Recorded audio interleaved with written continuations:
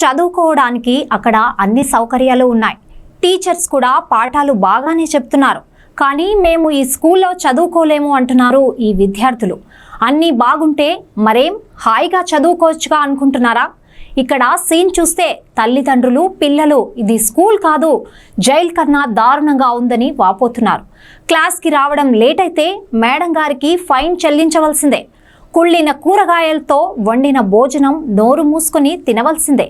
ఇదంతా తెలుసుకున్న ఓ అధికారి ఆవిడ గారిని రఫాడించేసింది. ఇంతకీ ఆ తతంగం ఎక్కడో అనుకుంటున్నారా? రఫాడించిన లేడీ ఎవరు అనుకుంటున్నారా?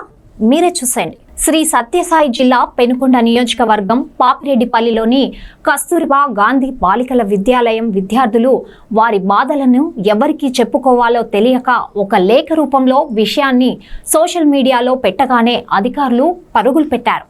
పాపిరెడ్డిపల్లి వద్ద ఉన్న కస్తూర్బా గాంధీ బాలికల విద్యాలయం విద్యార్థులు బీసీ సంక్షేమ చేనేత జౌళి శాఖ మంత్రి సవితమ్మకు సమస్యలపై లేఖ రాశారు.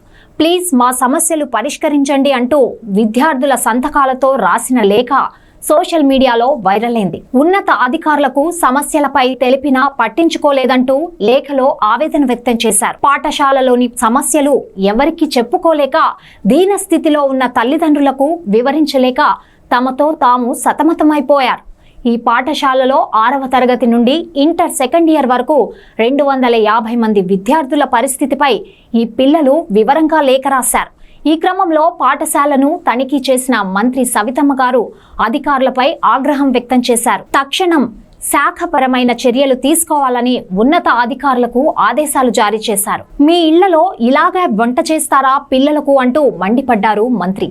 సమస్యలపై విద్యార్థినులతో వ్యక్తిగతంగా మాట్లాడారు మంత్రి సవిత. ముఖ్యంగా హాస్టల్ ఇన్ఛార్జ్ ఎస్ఓ శాలినీదేవి తమతో డబ్బులు వసూలు చేస్తున్నారని, అర్ధరాత్రి సమయంలో ఇన్ఛార్జ్ ఎస్ఓ హాస్టల్ నుండి బయటికి వెళ్లడం రావడం తమకు భయమేస్తుందంటున్నారు ఈ విద్యార్థులు. మంత్రి హాస్టల్లోని వంటగదిని పరిశీలించి అక్కడ కుళ్ళిపోయిన కూరగాయలను చూసి హాస్టల్ వార్డ్తో మీ ఇంట్లో కూడా ఇలాంటి కూరగాయలతో భోజనాలు చేస్తారా అంటూ ఆగ్రహాన్ని వెళ్లబుచ్చారు. బాత్రూమ్ ని పరిశీలించి శుభ్రంగా లేకపోవడంతో హాస్టల్ వార్డెన్ పై మండిపడ్డారు.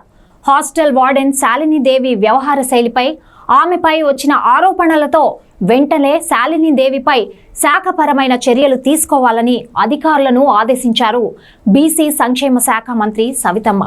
ఈ కార్యక్రమంలో అధికారులు, నాయకులు తదితరులు పాల్గొన్నారు.